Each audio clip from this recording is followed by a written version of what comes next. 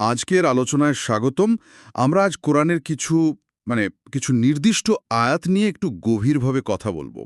আয়াতগুলো এমন যেগুলোর পুরো অর্থ বা ধরুন বাস্তব জীবনে প্রয়োগ বুঝতে গেলে হাদিসের সাহায্য রাসূলুল্লাহ সাল্লাল্লাহু আলাইহি সাল্লামের সুন্নাহর দিকে তাকাতেই হয়।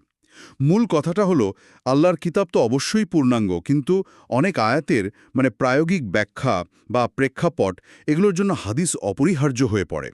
যেমন ধরুন সূরা আন-নাহলের ৪৪ নম্বর আয়াতে তো আল্লাহ নিজেই রাসূল সাল্লাল্লাহু আলাইহি সাল্লামকে এই ব্যাখ্যার দায়িত্বটা দিয়েছেন। তো আজকে আমাদের লক্ষ্য হলো কোরআন আর হাদিসের এই যে একটা পরিপূরক সম্পর্ক, সেটা কিছু উদাহরণ দিয়ে পরিষ্কার করা। চলুন তাহলে শুরু করা যাক। হ্যাঁ, ঠিকই বলেছেন। এখানে আসলে মূল বিষয়টা হলো কোরআন যেখানে ধরুন মূলনীতি বা নির্দেশ দেয়, হাদিস কিন্তু প্রায়শই সেগুলোর বিস্তারিত পদ্ধতি বা শর্ত, সীমারেখা এগুলো বলে দেয়। আপনি যেমন বললেন সূরা আন-নাহলের কথা, রাসূল সাল্লাল্লাহু আলাইহি সাল্লাম মানুষের জন্য যা নাযিল হয়েছে তা ব্যাখ্যা করে দেবেন। এটাই তো হাদিসের গুরুত্বের একেবারে গোড়ার কথা। কোরআন আর হাদিসকে তো আলাদা করে দেখার সুযোগই নেই। একটা বুঝতে গেলে অন্যটার সাহায্য লাগবেই। একদম। তাহলে প্রথমেই আসি ইসলামের একটা প্রধান স্তম্ভ, নামাজের কথায়। সূরা আল বাকারার ৪৩ নম্বর আয়াতে আল্লাহ বলছেন, ওয়া আকিমুস-সালাতা ওয়া আতুজ জাকাতা, মানে তোমরা নামাজ কায়েম করো এবং জাকাত দাও। নির্দেশটা তো খুব স্পষ্ট, নামাজ কায়েম করতে হবে। কিন্তু প্রশ্ন হলো কিভাবে? পদ্ধতিটা তো আর আয়াতে লেখা নেই। ঠিক প্রশ্ন। আর এখানেই দেখুন হাদিসের ভূমিকাটা কতখানি জরুরি। কোরআনে নামাজ কায়েমের নির্দেশ আছে, ঠিক, কিন্তু এর পদ্ধতি করাকাত পড়তে হবে, প্রতি রাকাতে কি কাজ, রুকনগুলো কি পড়তে হবে, কেরাত যাকে বলে, রুকু সিজদা কেমন হবে, এই সব বিস্তারিত কিন্তু কোরআনে উল্লেখ নেই। এগুলো আমরা জানতে পারি কেবল রাসূল সাল্লাল্লাহু আলাইহি ওয়াসাল্লাম যেভাবে শিখিয়েছেন, যেভাবে তিনি নিজে পড়তেন, সাহাবীদের শিখিয়েছেন, সেখান থেকে, হাদিস থেকে। তো এই জন্যে বলা যায় হাদিস ছাড়া সঠিকভাবে নামাজ পড়াটা কার্যত অসম্ভব আর কি। তার নামাজের মতো একটা মৌলিক ইবাদতের জন্য আমরা রাসূল সাল্লাল্লাহু আলাইহি সাল্লামের সুন্নাহের উপরে নির্ভর করছি। আচ্ছা, যাকাতের ব্যাপারটা, সেটাও তো একই আয়াতে এসেছে। আবার ধরুন সূরা আত-তাওবার ১১ নম্বর আয়াতে আছে, তারা যদি তওবা করে, নামাজ কায়েম করে ও যাকাত দেয়, তবে তারা তোমাদের ভাই। আর ওই যে ৩৪ নম্বর আয়াতে সোনা রূপা জমা করার ব্যাপারে সতর্ক করা হয়েছে। এখানেও কি সেই একই প্রশ্ন? যাকাত দেব, কিন্তু কতটুকু দেব, কিসের উপর দেব? ঠিক ধরেছেন। কোরআন যাকাতের নির্দেশ দিয়েছে, এর গুরুত্ব বলেছে, কিছু খাতও উল্লেখ করেছে, কিন্তু একেবারে খুঁটিনাটি বিধান, যেমন কোন সম্পদে যাকাত আসবে, কতটুকু সম্পদ থাকলে নিসাব পরিমাণটা কত, আর সম্পদের কত অংশ দিতে হবে, যেমন সোনা, রূপা বা টাকায় 2.5%, 40 ভাগের 1 ভাগ, এই হার, নিসাব, এই সব বিস্তারিত আমরা হাদিস থেকেই জানতে পারি। যেমন ধরুন ওই সূরা আত-তাওবার ৩৪ নম্বর আয়াতের ব্যাখ্যায় হাদিসের মাধ্যমেই তো আমরা জানি যে সোনায় ৭.৫ তোলা বা রূপায় ৫.৫ তোলার নিসাব, আর ওই 2.5% হারের ব্যাপারটা। আচ্ছা, তাহলে দেখা যাচ্ছে এবাদতের ক্ষেত্রে কোরআন দিচ্ছে মূলনীতি আর হাদিস দিচ্ছে তার প্রায়োগিক কাঠামোটা। নামাজের পর যদি রোজার বিষয়ে আসি, সূরা আল বাকারার ১৮৩ নম্বর আয়াতে তো বলা হয়েছে, হে ঈমানদারগণ, তোমাদের উপর রোজা ফরজ করা হলো। এখানেও কি একই রকম প্রশ্ন থেকে যায়? রোজা কিভাবে রাখব, কখন শুরু, কখন শেষ? কুরআন রোজা ফরজ করেছে, রমজান মাসের কথাও বলেছে, কিন্তু রোজার যে একেবারে নড়ে-মড়ে দিকগুলো, কখন সেহরি শেষ করতে হবে, সুবহে সাদিক কখন, ইফতার কখন করব, সূর্যাস্তের সময়, কোন কাজ করলে রোজা ভেঙে যায় বা ধরুন মাকরু হয়, বা অসুস্থ হলে, সফরে থাকলে কি করতে হবে, এ সমস্ত বিস্তারিত নিয়মকানুন কিন্তু হাদিসেই পাওয়া যায়। রোজার শুরু, শেষ, সেহরি, ইফতার, কিসে রোজা ভাঙে, এগুলো হাদিস ছাড়া পরিষ্কার করে জানা সত্যি মুশকিল। ইসলামের আরেকটা স্তম্ভ তো হজ। সূরা আল বাকারার ১৯৬ নম্বর আয়াতে আছে, আল্লাহর জন্যে হজ ও ওমরা পূর্ণ করো। আবার সূরা আল হাজের ২৭ নম্বর আয়াতে মানুষকে হজের আহ্বান জানাতে বলা হয়েছে। কিন্তু এই যে হজ আর ওমরার এত নিয়মকানুন, এত কাজ, সেটা কিভাবে করতে হবে? এখানেও দেখুন হাদিসের অপরিহার্যতা একদম স্পষ্ট।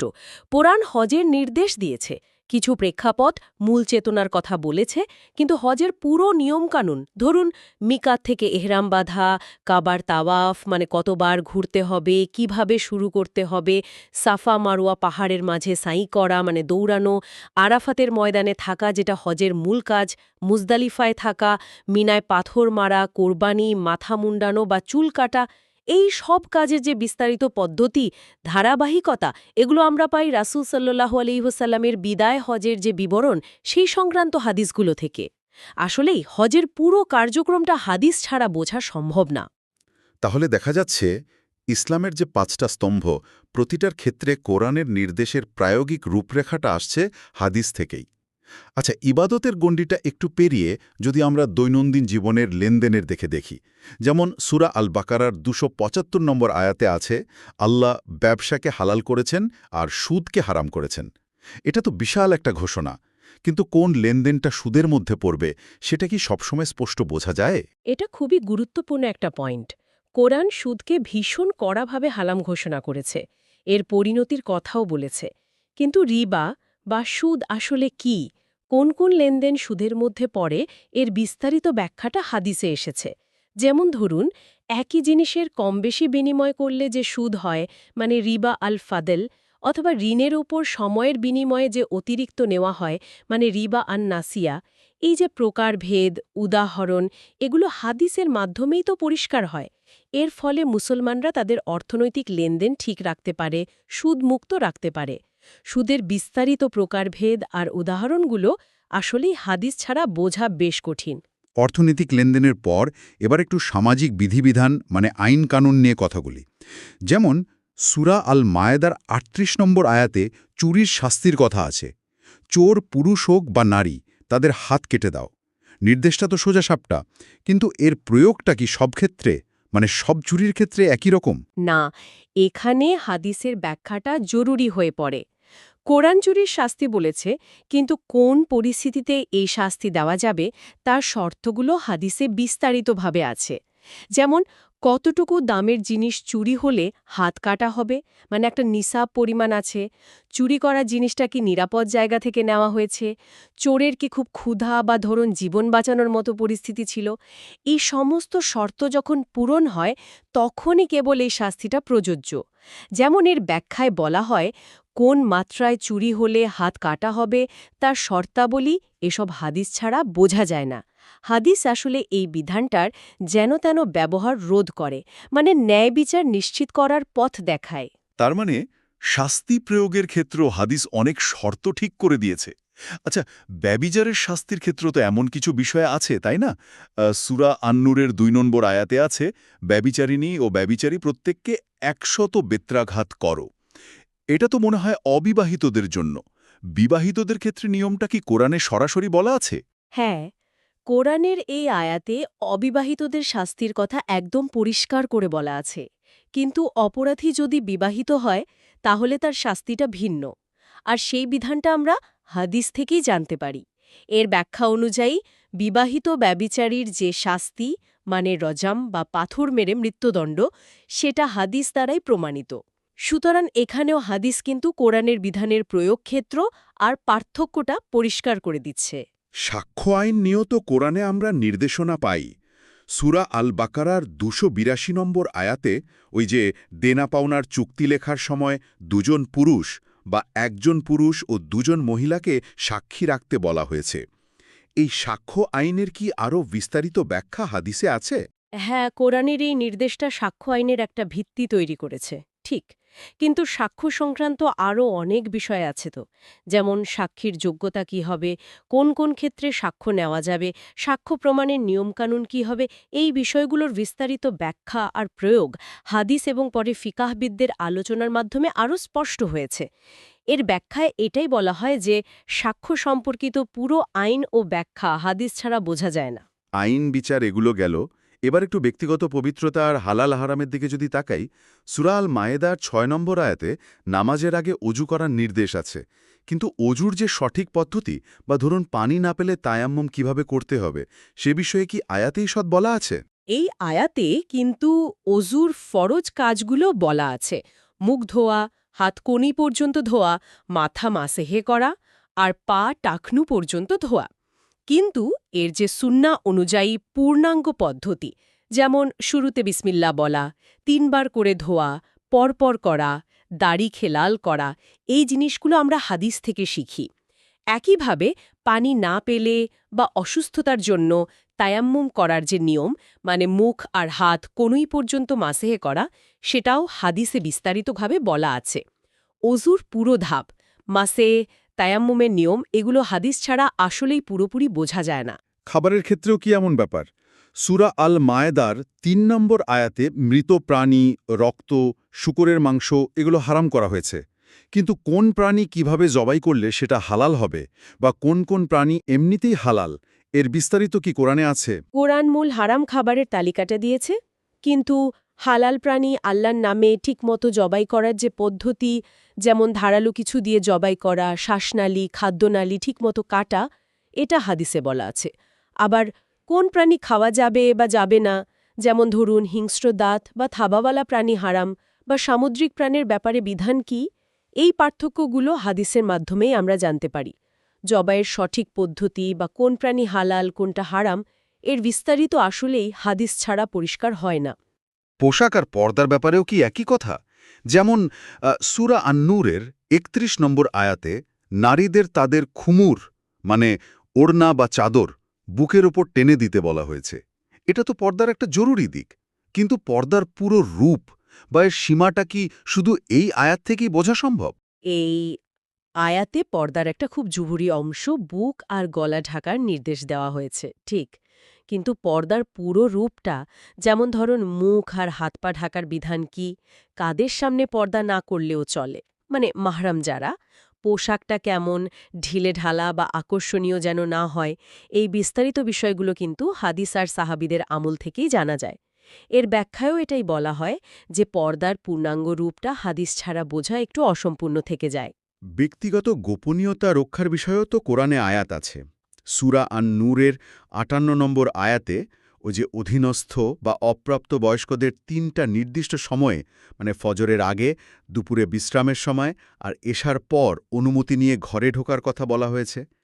এই ইস্তিজান বা অনুমতি চাওয়ার নিয়মটা কি আরও বিস্তারিতভাবে হাদিসে এসেছে? হ্যাঁ, এই আয়াতটি ব্যক্তিগত গোপনীয়তা রক্ষার গুরুত্বটা খুব ভালোভাবে তুলে ধরেছে। কিন্তু কখন অনুমতি নিতে হবে, কিভাবে নিতে হবে, ধরুন অনুমতি না দিলে কি করতে হবে, বা প্রাপ্তবয়স্কদের ক্ষেত্রে নিয়মটা কি, এই বিষয়গুলোর যে নাটেমুড়ির দিক, সেটা হাদিসের মাধ্যমেই স্পষ্ট হয়।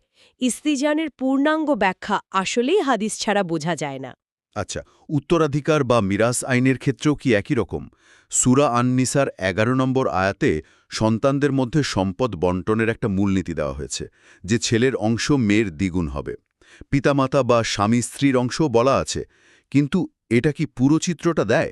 এটা উত্তরাধিকার আইনের ভিত্তি আর খুবই জরুরি অংশ। কিন্তু বাস্তবে উত্তরাধিকারীর বিষয়টা কিন্তু আরও জটিল হতে পারে।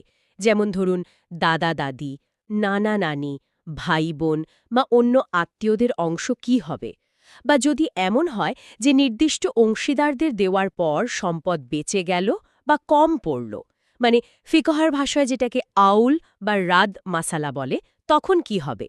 এই সমস্ত জটিল পরিস্থিতি আর পুরো বন্টন কাঠামোটা হাদিস এবং তার ভিত্তিতে যে ফিকাহশাস্ত্র গড়ে উঠেছে সেটার মাধ্যমেই ঠিক করা হয়। ঠিকই বলা হয়েছে যে মিরাস আইনের পুরো কাঠামোটা হাদিস ছাড়া অসম্পূর্ণ। আচ্ছা, সূরা আন-নিসার ৪৩ নম্বর আয়াতে একটা নির্দেশ ছিল, মাতাল অবস্থায় নামাজের কাছাকাছি যেও না যতক্ষণ না তোমরা বুঝতে পারো যা তোমরা বলছো। যদিও পরে তো মদ পুরোপুরি হারাম হয়েছে, তবু এই আয়াতে মাতাল অবস্থা বলতে ঠিক কি বোঝানো হয়েছে? মানে কখন নামাজ পড়া যাবে না, এর সংজ্ঞা কি হাদিসে আছে? হ্যাঁ, এখানেও হাদিসের ব্যাখ্যা দরকার হয়। মাতাল অবস্থা বা সাকার বলতে ঠিক কোন পর্যায়টা বোঝায়, যখন একজন মানুষের বিচার বুদ্ধি ঠিক থাকে না, সে কি বলছে বা করছে তা বুঝতে পারে না, এই অবস্থার সীমা আর সংজ্ঞাটা হাদিস থেকেই স্পষ্ট হয়। মাতাল হওয়ার সঠিক সংজ্ঞাটা আসলে হাদিস ছাড়া জানা কঠিন। রসুল সাল্লাল্লাহু আলাইহি ওয়াসাল্লাম এর প্রতি ভালোবাসা আর শ্রদ্ধার প্রকাশ হিসেবে দুরূদ পড়ার নির্দেশ আছে সূরা আল আহজাবের ৫৬ নম্বর আয়াতে। নিশ্চয়ই আল্লাহ ও তার ফেরেশতারা নবীর ওপর দুরূদ পাঠান। হে মুমিনগণ, তোমরা নবীর ওপর দুরুদ পাঠাও এবং তাকে যথাযথভাবে সালাম জানাও। কিন্তু দুরুদ কিভাবে পড়ব, মানে কোন শব্দে পড়ব? কোরআন দরুদ আর সালাম পাঠাতে বলেছে, কিন্তু এর সবচেয়ে ভালো পদ্ধতি আর নির্দিষ্ট শব্দগুলো আমরা রসুল সাল্লাল্লাহু আলাইহি ওয়াসাল্লামের শেখানো হাদিস থেকে জানতে পারি। যেমন আমরা নামাজে যে দরুদে ইব্রাহিম পড়ি, সেটা তো হাদিসেই বলা আছে। এছাড়া অন্য সময়ে পড়ার জন্যেও বিভিন্ন দরুদের কথা হাদিসে পাওয়া যায়। দরুদের সঠিক রূপ আর পড়ার নিয়মটা আসলেই হাদিস ছাড়া জানা যায় না। একদম শেষে আসি জুমার নামাজের কথায়। সূরা আল জুমুয়ার ৯ নম্বর আয়াতে আছে, হে ঈমানদারগণ, যখন জুমার দিন নামাজের জন্য আহ্বান করা হয় তখন তোমরা আল্লাহর দিকে ধাবিত হও এবং বেচাকেনা বর্জন করো। এখানে জুমার গুরুত্ব, আহ্বানের কথা বলা হয়েছে, কিন্তু জুমার নামাজ করাকাত বা খুতবা কিভাবে দিতে হবে, এই নিয়মগুলো কি এখানে আছে? না, এই আয়াতে জুমার দিনের আহ্বান আর কি করতে হবে সেটা বলা হয়েছে, কিন্তু নামাজের পদ্ধতি বা রাকাত সংখ্যা বলা নেই। আমরা হাদিস থেকেই তো জানি যে জুমার ফরজ নামাজ 2 রাকাত, আর এর আগে ইমাম সাহেব দুটো খুতবা দেন। খুতবার নিয়ম কি, জুমার দিনের অন্য সুন্নাত কাজগুলো কি কি, এই সব কিছুই হাদিসের মাধ্যমে ঠিক হয়েছে। জুমা কত রাকাত, খুতবা কিভাবে হবে, এগুলো আসলেই হাদিস ছাড়া বোঝা অসম্ভব। তাহলে এতগুলো উদাহরণ আমরা দেখলাম, আলোচনা করলাম, সব মিলিয়ে কোথায় এসে দাঁড়ালাম? মনে হচ্ছে বিষয়টা একদম পরিষ্কার।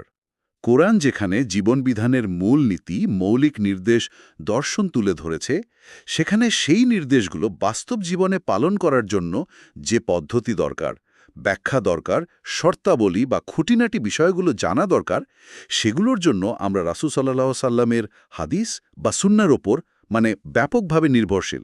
একদম। এই উদাহরণগুলো কোরআন আর সুন্নার যে অবিচ্ছেদ্য পরিপূরক সম্পর্ক সেটাকেই তুলে ধরে। আমরা শুরুতে যে সূরা আন-নাহালের ৪৪ নম্বর আয়াতের কথা বলেছিলাম সেটা আবার মনে করতে পারি। আল্লাহ নিজেই তো রাসূলকে ব্যাখ্যাকারী হিসেবে দায়িত্ব দিয়েছেন। তাই দ্বীনকে ঠিকমতো বুঝতে হলে, জীবনে প্রয়োগ করতে হলে কোরআন আর হাদিস দুটোকেই মিলিয়ে অনুসরণ করাটা অপরিহার্য। আসলেই তাই। এই আলোচনা থেকে একটা জিনিস খুব পরিষ্কার হলো যে শুধু কোরআনের শব্দগুলো পড়াই হয়তো সবসময় যথেষ্ট না, বরং এর পূর্ণাঙ্গ অর্থ, এর বাস্তবায়ন বুঝতে গেলে হাদিসের কাছে আমাদের যেতেই হচ্ছে। ঠিক, আর এখানেই হয়তো আজকের আলোচনা আমরা শেষ করতে পারি, তবে শ্রোতাদের জন্য একটা ভাবনার বিষয় রেখে যেতে চাই। আচ্ছা, কোরআনকে যদি আল্লাহর নাজিল করা মূল গ্রন্থ ধরি আর হাদিসকে এর অনুমোদিত এবং প্রায়োগিক ব্যাখ্যা হিসেবে নিই, তাহলে এই দুটোর মধ্যকার যে গভীর সম্পর্ক সেটা বুঝতে পারাটা কিভাবে একজন ব্যক্তির ধর্মবিশ্বাস, তার ধর্মপালন, এমনকি তার পুরো জীবনদৃষ্টিকে প্রভাবিত করতে পারে, এই প্রশ্নটা নিয়ে কিন্তু প্রত্যেকে নিজের মতো করে একটু চিন্তা করতে পারেন।